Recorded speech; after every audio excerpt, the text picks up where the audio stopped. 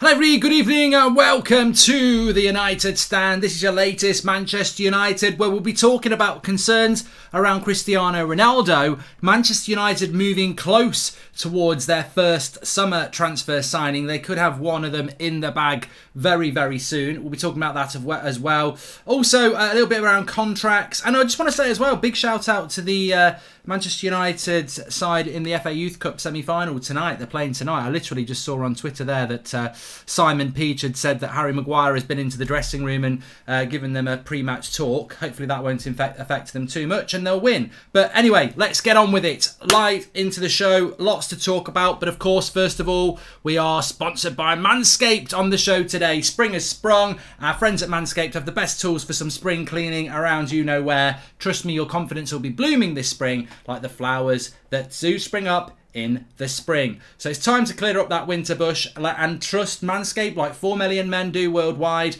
With a code United Stand, you can get 20% off plus free shipping through the link in the description. This is the Lawnmower 4.0, a new multifunctional on and off switch for people who like to travel. The light comes on as well with the ability to do it in the dark if you'd want to do that for a more precise shave. You can adjust the trim lengths as well with this on the top. You can go short or grade 2 or whatever. It's got a sleek two-tone matte finish with a Manscaped logo on it, which is very nice. Very good quality product. And of course, it's wireless magnetic charging system, electromagnetic induction charging system to be precise, provides a longer battery life, which is very fancy. Alongside that, you can get the performance package where you'll get the crop, the weed whacker, the crop preserver, the crop reviver, very comfy boxy shorts, and a travel bag. This is the weed whacker, which goes up your nose. Certain age, fantastic. Very good. And because Manscaped care about all and everyone who watches the United Stand, you can get 20% off and free shipping worldwide through the link in the description.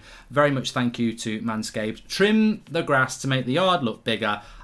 You know what? I used to do it occasionally. I'm not ashamed to say I used to do it occasionally. I do it every couple of weeks now, and it does make a big difference. That's all I can say. Fantastic products. Links in the chat. 20% off. Free worldwide shipping. Give it a go. You'll never look back and you'll be proud to look down. Thanks very much to Manscaped. Right, let's move on with the show. We're going to start off with a concern around Cristiano Ronaldo. So basically, well, I've got geese in the chat. Basically, with Ronaldo, I feel there was a bit of shit stirring this morning from certain journalists who basically were telling us the story that Ronaldo trained on his own yesterday, and then added in, there's still no clarity on whether he had permission to go to Portugal. Now, I think that was a bit shit-stirry. I do. I don't know why they're doing that. There's no need to do that. Are they being leaked to do that? Is somebody guiding them to do that? Do they know the truth, but they don't dare print it? It feels to me like there is a subtle drip effect to destabilise Ronaldo's United career. And that's just my opinion. And if that's not their intention, well, as I've said many times before, perception is everything. Now, Ronaldo did train independently yesterday, and we believe he has trained independently today. Now, the concern is that Cristiano... And I was late watching the Obi-Wan Kenobi trailer. Thank you very much if you're into that. I thought it looked very good. I'm very excited. But... onto the real matters. Ronaldo, there is a concern with Rangnick that he can't play Ronaldo on Saturday evening and Tuesday evening. 2 massive games for Manchester United season. Spurs on Saturday evening. If we lose that, we're in big trouble. Forget top 4. We might be in the bloody Conference League. So, massive game on Saturday night. And then Tuesday night, it's the last bit of excitement for me. It's the last bit of excitement for me. I'm telling you now. It really is. I mean, we're not going to win the Champions League, but I definitely want to hang around in it as long as possible. Really do want to hang around it as long as possible because, you know, as I said, we're not going to win it, but it's the only excitement we've got left in the season. I don't find it exciting fighting for 4th. I find it embarrassing and nervy. But the Champions League is really important. So what do you do? I've spoken to a couple of people and they basically confirmed to me that there is an injury issue with Ronaldo, and there has been for a while. This hip flexor thing. He can certainly play with it, but he's playing restricted with it. And, you know, he really struggled that week where he had to play 3 games in 6 days, which nobody appreciated and actually got a lot of stick for. But he did it for the club, and obviously he did it for himself. He wants to play and he wants to score goals, which he didn't do in any of those games.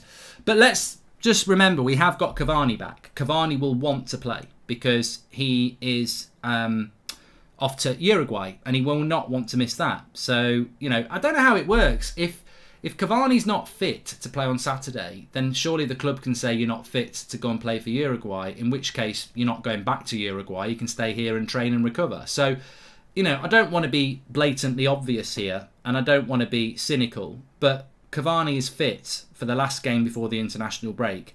He's not been fit for about 6 weeks, but he's fit for the last game before the international break because he wants to go back to Uruguay. He's taking the piss.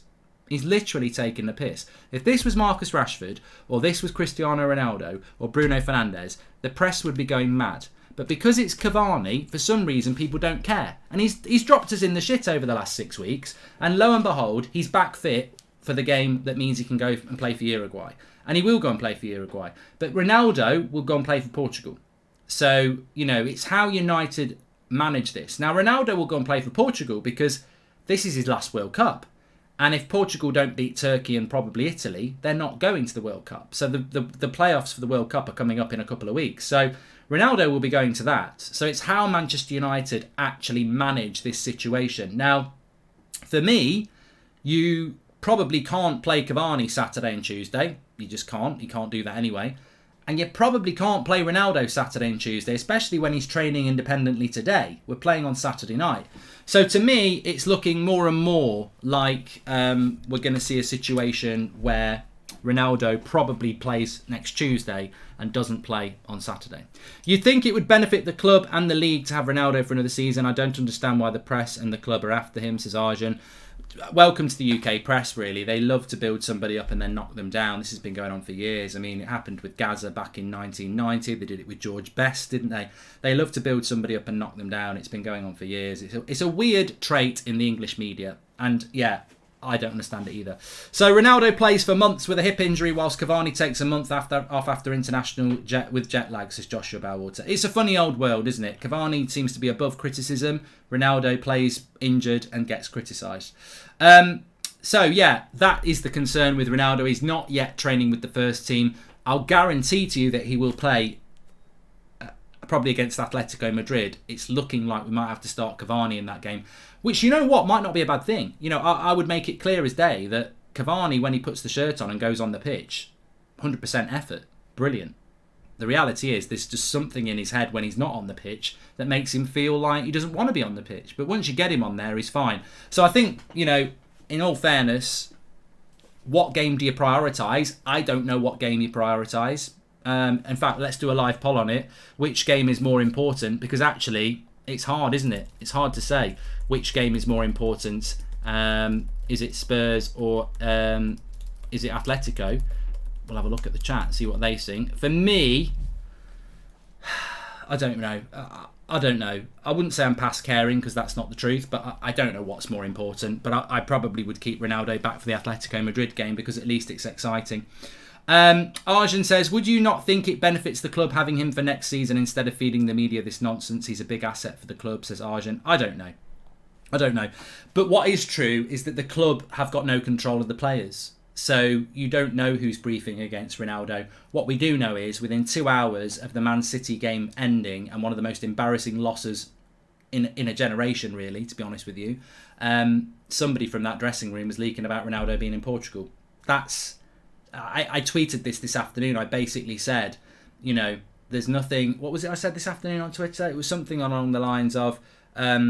if people put effort into learning from their mistakes rather than putting effort into defending their mistakes, then, we'd be in a much better place. And that's typical of this United squad.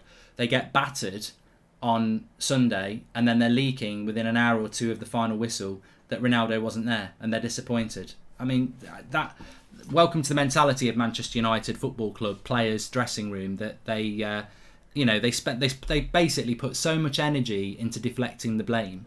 Instead of actually looking in the mirror. But we've been saying this for a long time. I'm tired of it. They walk around like victims. And, they love it when they're getting the praise. They love it when they're on the winning team pictures. They love it when they do a bit of, positive stuff and they get loads of interaction on Twitter or Instagram.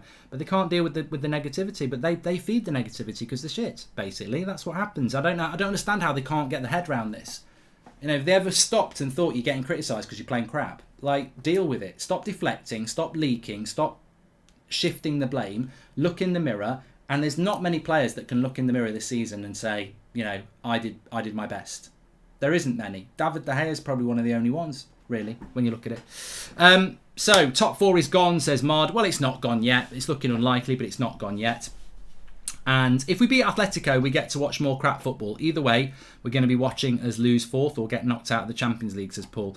Look, you know what? It's a bit like having your final meal when you're on death row, isn't it? Are you just going to refuse it, or are you going to get yourself a nice lasagna? At the end of the day, it's not a great situation, but I'll take the plate of lasagna. And I think for me, at least if we beat Atletico Madrid, we can get excited about the Champions League draw. And I know we're not going to win it. We're nowhere near good enough to win it, but you've got to be in it to win it. And I don't want to play Thursday night football next season. I really don't. But I'd rather beat Atletico Madrid, to be honest. I really would. I'd rather beat. I don't know why. I rather would. Maybe because we don't deserve to be top 4, to be honest. Maybe that's the reality of it. We just do not deserve top 4, and it's a horrible thing to admit because I'm hoping against hope that we can not get Thursday night football next year. But we don't deserve to be in the Champions League next year. We've been crap. I mean, I was thinking about it this morning. Think of the amount of times we've had our arse handed on a plate. We've been battered loads of times this season. We don't deserve top 4. Conte will be hungry to put United down as we didn't pick him, and we know he's waiting for it, says Kartik. Well, yeah, Spurs, you never know what you're going to get, Spurs. Marky says, some of the players are selling inside stories to avoid media criticism in public. It's so evident, says Marky. You know what? I spoke to somebody a couple of weeks ago about this who's an ex-player, and we were having a conversation sort of off-stream, and it was about, having contacts in the press. And basically, players have contacts in the press. There's 2 benefits to this. One, you can put information out there that benefits yourself. So if you played in the game on Sunday and you want to deflect the blame, you can get into contact with your journalist and say, Ronaldo wasn't even here. He was in Portugal. We're all really surprised that he wasn't here. So you can put that out to deflect the blame. And also, that journalist is never going to write anything negative about you as well. Nobody ever thinks about it like that. People think, why do players leak information to journalists? One, you can set the story without your name being attached to it because a journalist will never say who their source is.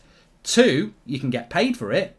3, you're not going to get anything negative written about you by that journalist. So if you get the right journalist on side, you get paid for it, you can put the story out that benefits you, and they'll never say anything negative about you. So it's a hat trick. It's a hat trick. I don't think people understand that.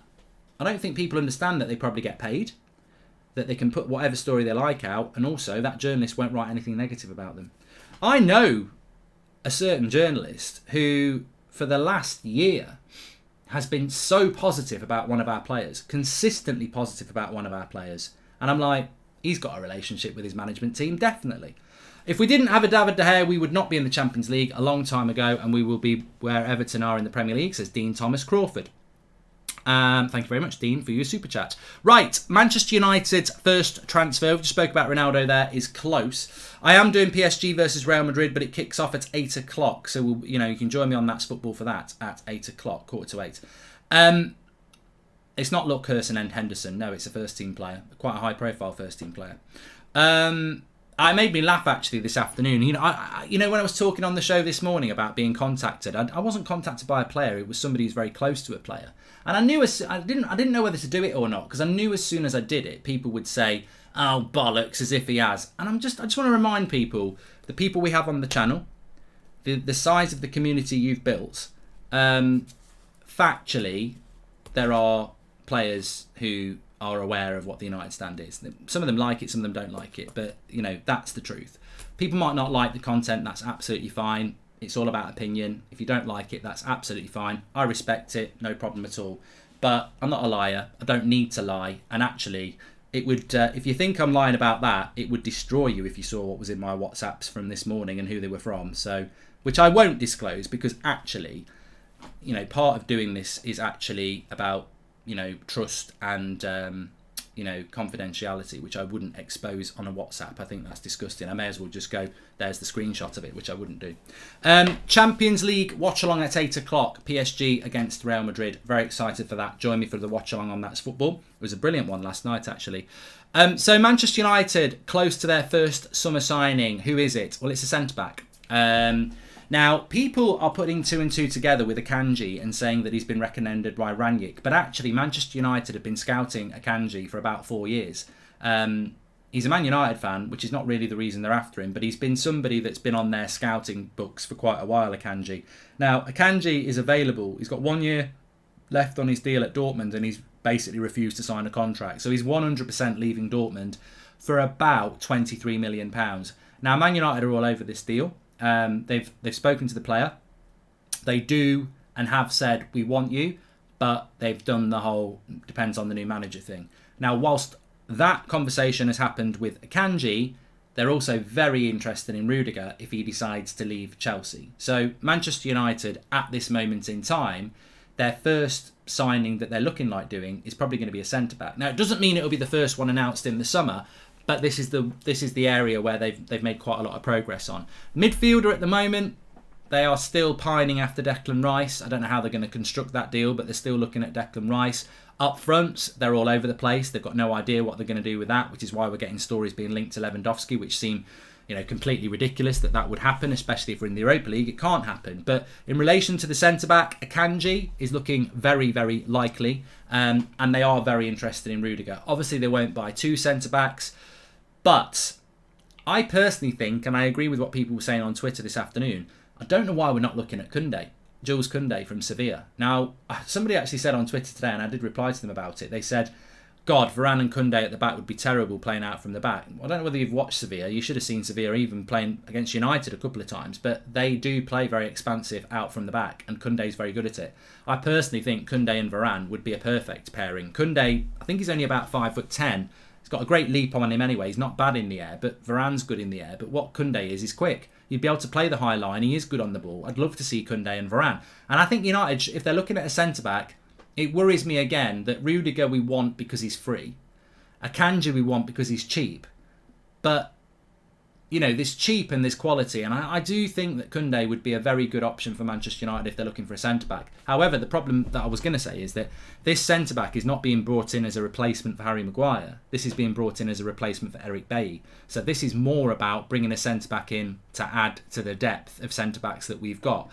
And what I understand is that next season, our centre-back 4 will be Lindelof, Maguire, Varane and a new centre-back. So that will be our centre-back 4 next year.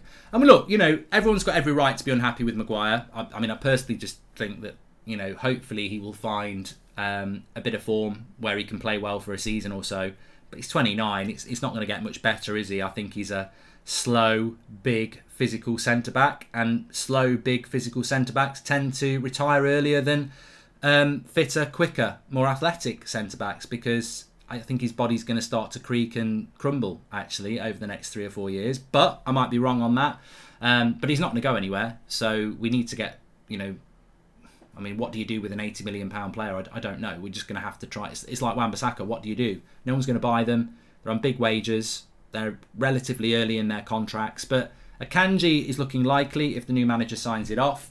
And he would be the replacement for Eric Bailly, who will leave in the summer. So we're making progress on the centre-back situation. They do like Rudiger. They do want Rudiger.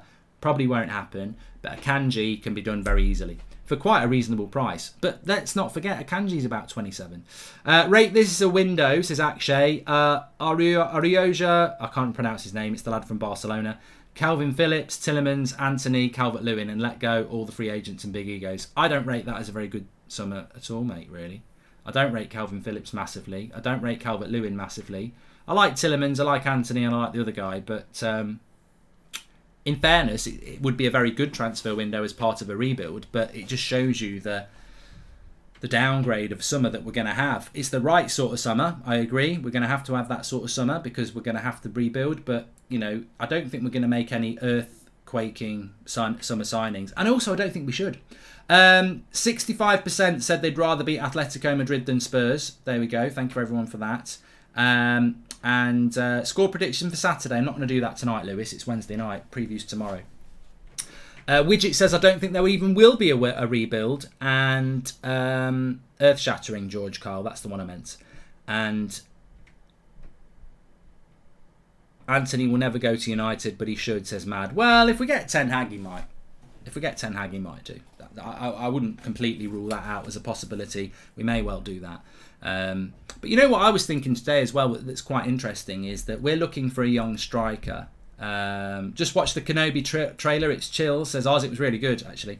I was thinking about this today because I did a video on That's Football, just a short thing about Haaland. Romano has mentioned Haaland to Man City. And the enormity of that deal to buy one of the best strikers in the world who's young, going to one of the best teams in the world with quite a young team, that would be enormous for Man City. That's icing your cake, isn't it? You know, they've already got a great cake and they're icing the cake with Erling Haaland there. And they will buy a striker in the summer. But then I'd forgot that they bought Alvarez as well from Argentina. And he's a really exciting young player as well. So if Man City were to get Haaland and Alvarez, they've bought two really good young strikers.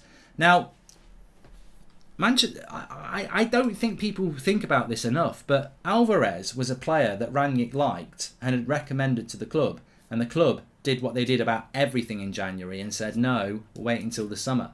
So we're in this situation now where, you know, Nunes, Jonathan David, Isaac, Calvert-Lewin, people being mentioned about a striker for Manchester United. And there was this striker that Man City got in January that United just ignored. Now, I'm not saying we would have got him, but it's interesting, isn't it, that we are so slow, so slow to improve this squad. And teams that are, I would say, if Manchester United are here, they're up here, and then they're doing better business as well. I remember saying this a couple of summers ago, that I think it was the summer, actually it wasn't a couple of summers ago, I think it was the summer that Mourinho finished second. And I mean, we finished second by quite a considerable amount of points. If I recall, it was close to 20 points. I remember us doing a video and we were talking about how you close the gap, because we finished second, but we were a long way off. And it was, how do you close the gap on Man City? Well, we didn't. We ended up finishing outside the top four and Mourinho got sacked, as we all know. But if you want to close the gap on somebody, you've got to do better than they did in the summer transfer window. So if Man City buy Erling Haaland and Alvarez and Declan Rice, well, we can't beat them. The quality of signings they're making to the team that's already far further ahead of us, we can't beat them. But if you want to be better than them, you have to. You have to have a better window than they do. We won't probably have a better window than Villa. We certainly won't have a better window than Newcastle. Now, that's a good point. Watch what Newcastle do in the summer. Their aim will be to have a better window than anybody in the Premier League, because that's how they close the gap.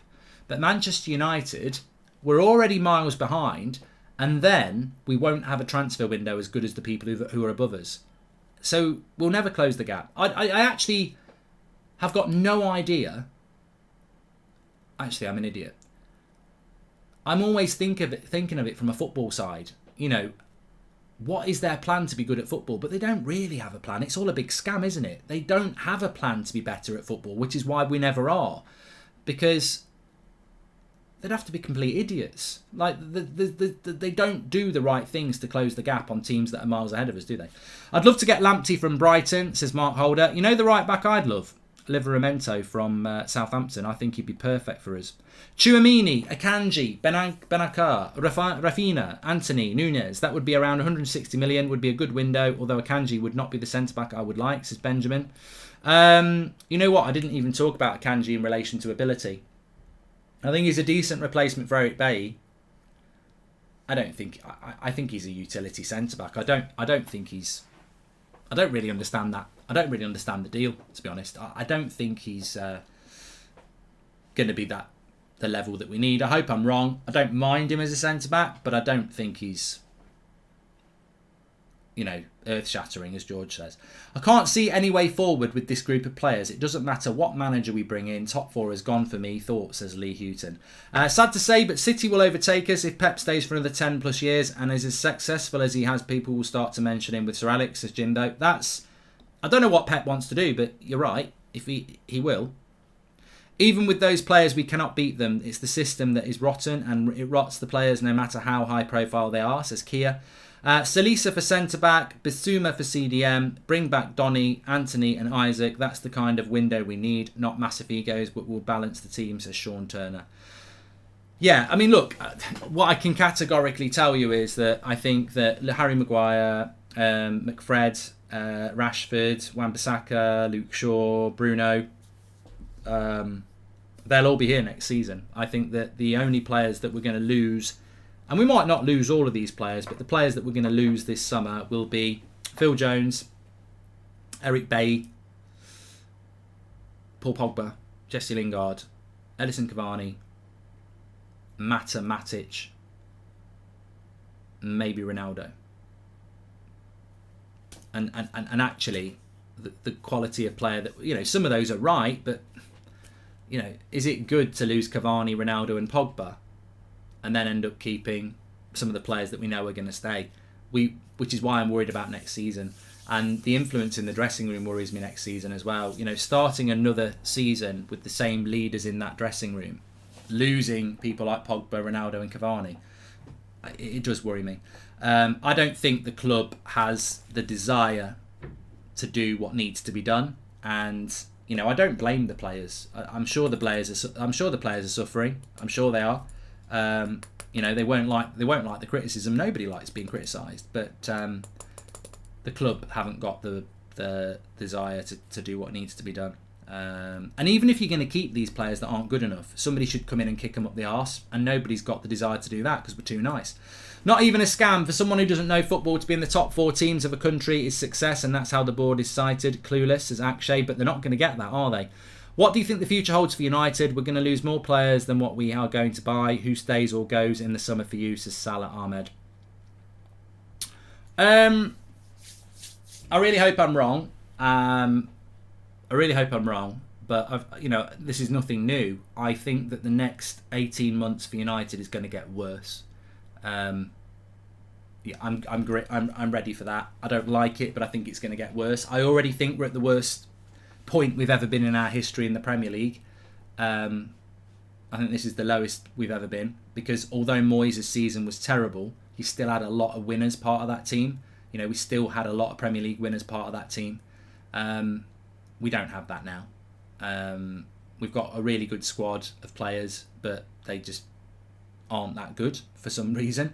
And I think it's going to get worse, because if you lose Paul Pogba, who you're replacing him with, we still haven't got a CDM.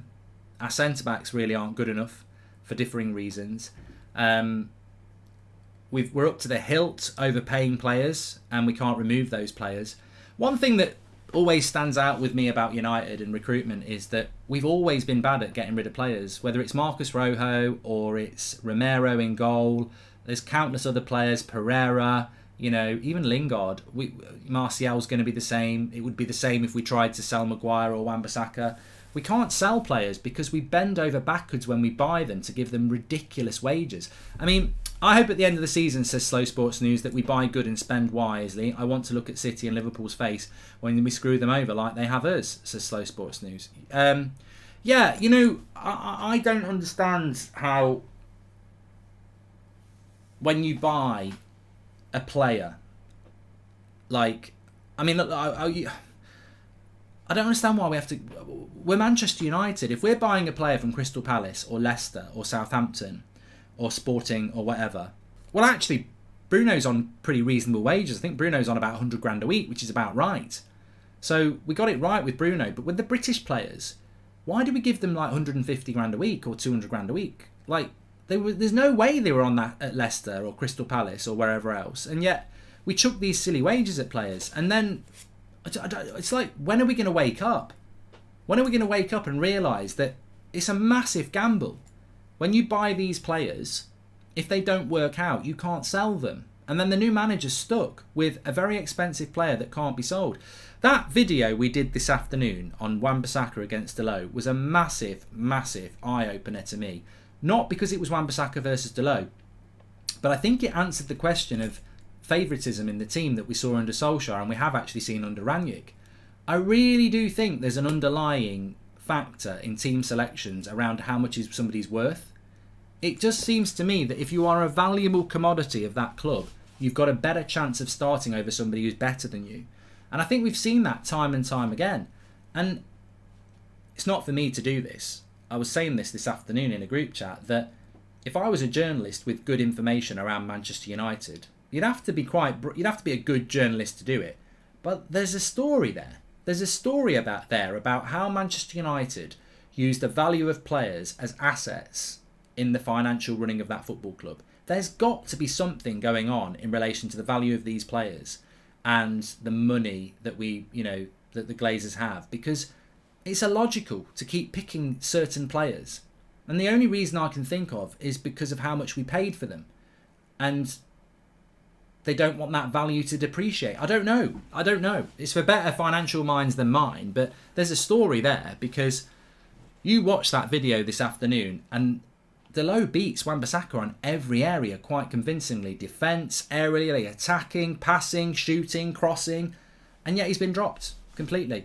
And we've seen it at centre-back. I believe Lindelof and Bailly are better than Maguire, but consistently he gets picked. We've seen it with Wan-Bissaka. We've seen it with other players under Ollie as well. So it's almost like if you're a valuable... If we've spent a lot of money on you, or your wages are big, or you've got a huge social media following, you're in the first team, even if someone's performing better than you. I might be wrong on that, but it seems to be a bit too much of a coincidence. These players and board don't care a bit about us fans. Let's not attend the next game at Old Trafford to have an impact. It's time for such drastic action, says Nitin. Yeah, but you can't talk like that, Nitin. That's why we end up being divided as a fan base, because some people don't want to listen to what we're talking about here. Some people want to go to the game, they want to back the players, they want to back the club, which is their right. I don't want to tell people, or never tell people what they should and shouldn't do around Manchester United. Losing almost all our best players in the summer and remaining with the Deadwood, says Justin. But yeah, but in short, I've said it for a while now. I'm very, very worried about the future for Manchester United. And look, you know what? If I picked a team of De Gea, Wan-Bissaka, Varane, Maguire, Shaw, McTominay, Fred, Bruno, Sancho, Rashford, Ronaldo, and they played at their very best, and I mean their very best, which they're all, Wan-Bissaka has had periods at Man United where he was very good. Luke Shaw has, Maguire has, Varane has, McTominay and Fred maybe not, but they've been okay at times. Bruno definitely, Sancho, Rashford, Ronaldo. If that team, and obviously De Gea has been fantastic this season, if that team played at their very, very best, do I think that they could compete for the league? No. And that's the problem, isn't it? Don't forget, they're not performing very well, are they? But even if they were performing at their very, very best, I don't think they're good enough anyway.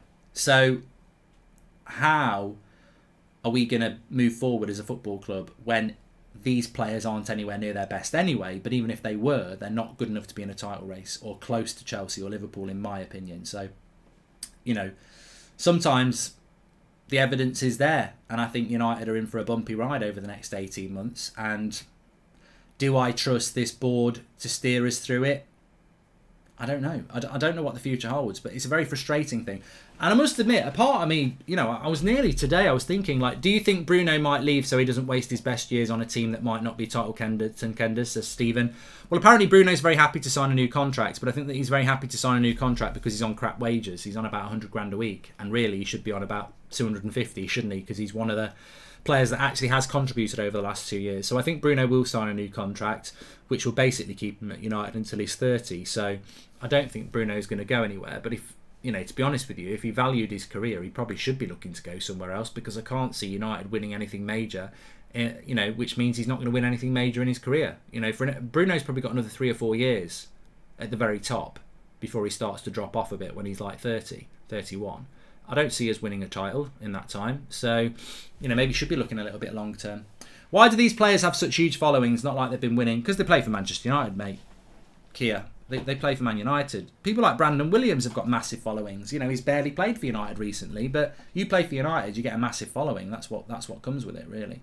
But I was thinking before I went live today, I might just say it on a stream. I might just say, you know what? There's no point moaning anymore. There's no point getting frustrated with the players because they're all going to stay here anyway. There's no point moaning about it because we're not going to be any good anymore. We're not going to win anything anymore, and it just causes us stress and frustration as fans. And I nearly did it. And then I thought, But then if we don't moan and we don't get frustrated by where the club is and we don't demand more from the players, we just become what the Glazers want us to do. They're just trying to grind us down. You know, when Sir Alex Ferguson first retired, we were the title holders, we were the champions of England. I think we would have had a great chance of winning the European Cup that year. That was the year that Nani got sent off and it never should have happened against Real Madrid. You know, Sir Alex Ferguson basically left us at the top. And yes, we were in need of a rebuild. You know, the team was coming towards the end. But they failed massively. And in less than 10 years, we've gone from being the champions of England to a team that mainly struggles to get in the top 4. And the owners are still here. So they've been very successful over the last 9 years. They've made loads and loads of money, and they've lowered the standards at the football club.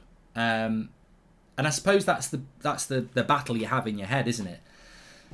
Do you have the energy to keep moaning about the standards of the players, the standards of the team, the ambitions of the team? Do you have the energy to keep doing that, or do you just accept it?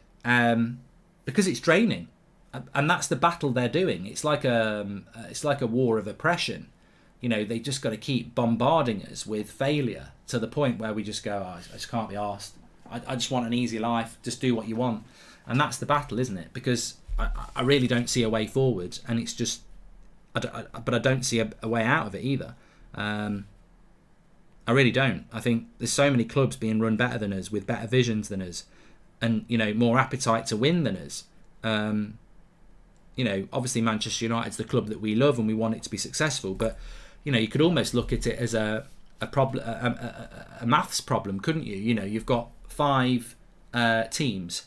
4 of them are better than the 5th team, and they are also spending more money to be better on their infrastructure. In 5 years' time, who's most likely to win the league? Well, it's not going to be us, is it? Because the other 4 are just doing things better. Until we start, I suppose the answer to the question is, until we start doing things right, we can't start talking about getting into that sort of race. And at the moment, we're still doing things wrong. You know, I suppose that's the simplest conclusion, isn't it? We can't answer the question. Every United fan wants to know, when do you think we'll win the title again? And nobody can answer it because they're just making it up. I mean, somebody said that Simon Jordan on TalkSport said United will win the title in the next 5 years. If we win the title in the next 5 years, he looks very clever. But he's plucked that opinion out of his arse. He's got no evidence that that's going to happen. He's just predicting that things will happen for United to do that. I can't predict we're going to win the title in the next 5 years. You can't predict we're going to win the title in the next 10 years. Because until we see something to suggest that we're heading in the right direction, we can't win the title. And at the moment, if the title's there and we're here, do you think we're moving closer or do you think we're moving further away? I personally think we're moving further away. And until that stops and starts going that way, that's not achievable. Mark, since Maguire is probably staying next season, do you think there's a way for him to return to his form from last season? It's not, says that. No, because I think at the end of the day, his form last season was based on playing a deep defensive line with 2 holding midfielders in front of him. His form last season in the summer, when he was superb, was about playing in a back 5 with a deep line and 2 holding midfielders in front of him. I think Harry Maguire, to play well, has to play in a deep defensive line with 2 centre midfielders in front of him. That's not how we need to play as a top 4 team. Harry Maguire doesn't suit the way we want to play.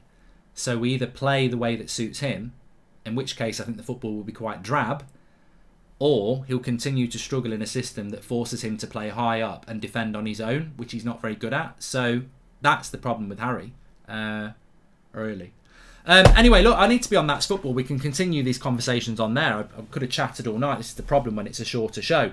So I'm going to be on That's Football in a couple of minutes' time. Join me over there, That's Football, for PSG against Real Madrid. Really excited for this one. We're back tomorrow. Normal show at 10 o'clock, normal show at 8 o'clock, and we've got the preview at 2 o'clock. So thanks everyone for watching. Smash a like on the video. Don't forget to check out Manscaped. Link in the video description. Trim the grass to make the yard look bigger. It will look bigger and you'll feel fantastic. 20% off. Free shipping worldwide. Check out Manscaped and get your order in. I'll speak to you on That's Football in a minute.